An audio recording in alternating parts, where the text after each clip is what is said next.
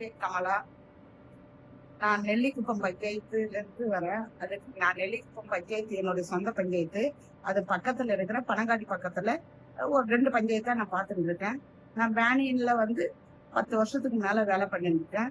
எனக்கு வந்து 60 கிளைண்ட் எனக்கு கொடுத்துருக்கிறது. ரொம்ப அவங்களுக்கு எம்ஐ இதுவும் எம்ஆர் இருக்கிறவங்களுக்கு நான் கார்டு போட்டிருக்கேன். அவங்களுக்கு 25 பேருக்கு கண்டிப்பா வந்து அவங்களுக்கு ஒர்க் கார்டு போட்டிருக்கேன். அதுக்கப்புறம் வீடு வாங்கி கொடுக்கறதுக்கு பண்ணியிருக்கேன். அதுக்கு டிசபிலிட்டி கார்டு, எம்ஐ கார்டும் போட்டிருக்கேன், எம்ஆர் கார்டும் போட்டு அவங்களுக்கு தேவையானது அவங்களுக்கும் போட்டிருக்கேன். அவங்க வீட்லயே இருக்கிற டிசபிலிட்டி குழந்தைங்களோ இல்ல பெரியவங்களோ அவங்களுக்கும் போட்டு அவங்க குடும்ப வருமானத்தை நான் ஈட்டி கொடுத்துருக்கேன். கம்யூனிட்டியில என்னுடைய கம்யூனிட்டியில நிறைய பண்ணியிருக்கேன். என்னுடைய கிளைண்ட்ஸ் வந்து அவங்க அம்மா சின்ன வயசுலயே இன்னொரு கல்யாணம் பண்ணிக்கிட்டாங்க. ஆனா அவங்க வந்து இருளர் வகுப்பை சார்ந்தவங்க. அவங்க வேற கல்யாணம் பண்ணிட்ட பிறகு இந்த குழந்தை வந்து பாட்டி கிட்டையும் மாமா கிட்டையும் வளர்ந்துட்டாங்க. மாமாக்கு அதுக்கப்புறம் கல்யாணம் ஆன பிறகு குழந்தைய வந்து ஒரு மாதிரியா நடத்த ஆரம்பிச்சுட்டு இருக்கிறாங்க. அதுக்கப்புறம் பாட்டிக்கும் வயசாயிடுச்சு. இது வந்து குழந்தைய வெறுத்து அவங்க அம்மா வந்து அந்த கல்யாணம் பண்ணவரு இந்த பாப்பா வரவே கூடாது, பார்க்கவே கூடாது, இவங்களை அவங்க எந்த உதவியும் அந்த பாப்பாக்கு செய்யக்கூடாதுன்னு அந்த அவங்க இவங்க இந்த பாப்பாவுடைய அம்மாவை கண்டிஷன் போட்டு அங்கேயே வச்சுட்டாரு. ஏன்னா அவங்களுக்கு 2 குழந்தை, 2 பொண்ணு 2 பையனும் அது அவங்களுக்கு ஏற்பட்டுருச்சு. அதனால என் குழந்தையதான் பார்க்கணும், அந்த குழந்தைய வேணாம் அப்படின்னு ஒதுக்கி வச்சிருந்தாங்க. அதனால இவன் மன பாதிக்கப்பட்டு அது வீட்டை விட்டு வெளியேற அளவுக்கு ஆயிட்டு நாம கண்டுபிடிச்சு அவங்க இடத்த கண்டுபிடிச்சு அதுக்கப்புறம் மெடிசன் கொடுக்க ஆரம்பிச்சோம். மெடிசன் கொடுத்து கொஞ்சம் கொஞ்சமா அவளுடைய கொஞ்சம் தெரிய ஆரம்பிச்சுது, நிதானம் வர ஆரம்பிச்சுது. அதுக்கப்புறம் அவ வீட்லயேதான் இருப்பா, பயப்படுவா, எது கண்டாலும் பயப்படுவா, எதுவும் வாயை திறக்க மாட்டா, எதுவும் பண்ண மாட்டா. அதுக்கப்புறம் ஒவ்வொரு டைமும் காதல குரல கேட்கறது சொல்றது, யாரும் பேசுறாங்கன்றது அதெல்லாத்தையும் கொஞ்சம் கொஞ்சமா மெடிசன் மாத்தி அதுக்கப்புறம் அவளோட பேச பேச பேச என்னோட நல்ல ஒரு பழக்கத்தை உருவாக்கி கொண்டா.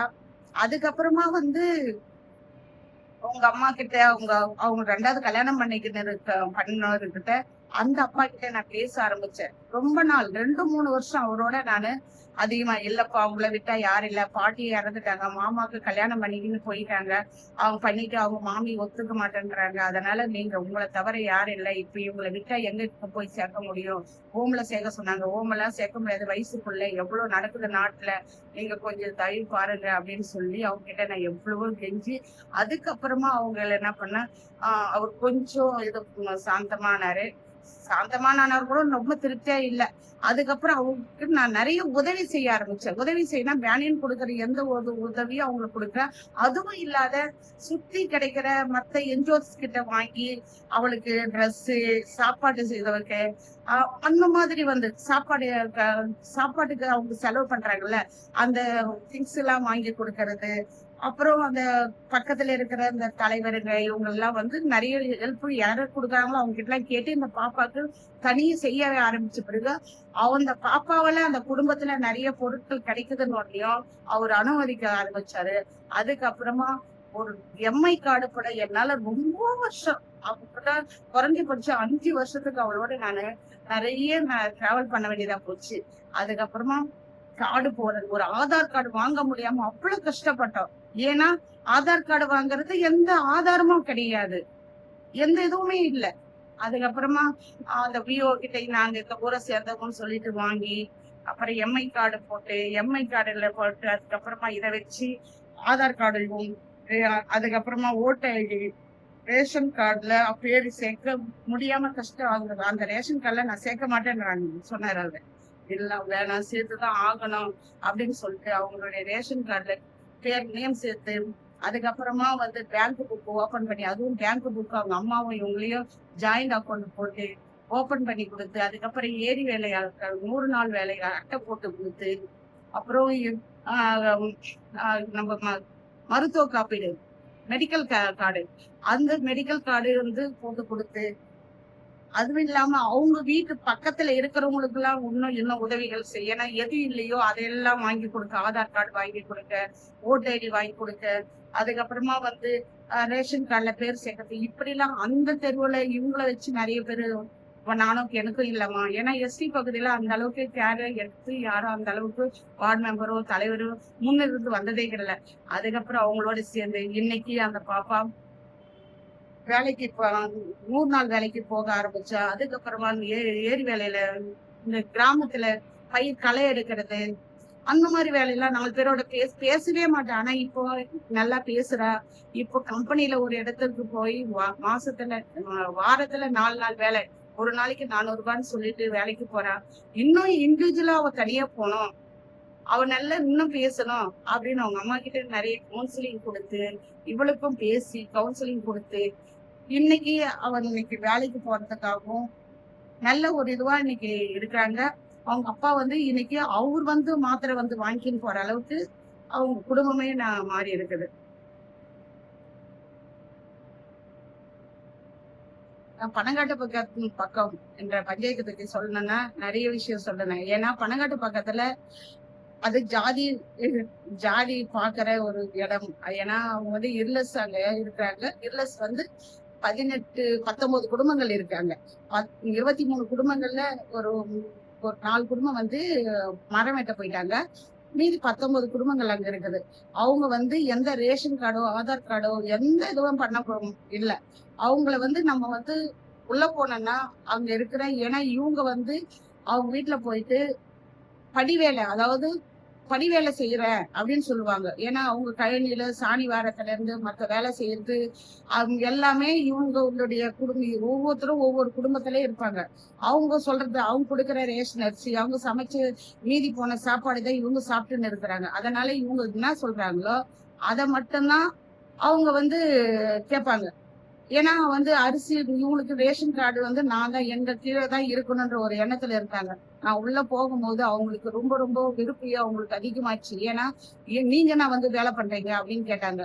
ஆனா அதுக்கப்புறமா அவங்களோட நான் என் தலைவரையும் அந்த கவுன்சிலருடைய உதவியோட எந்த பொருள் கொடுத்தாலும் அவங்களை நிக்க வச்சு, ஏன்னா அவங்க வந்து போட்டோ எடுக்கிறதுக்கு ரொம்ப ரொம்ப பிரியப்படுவாங்க.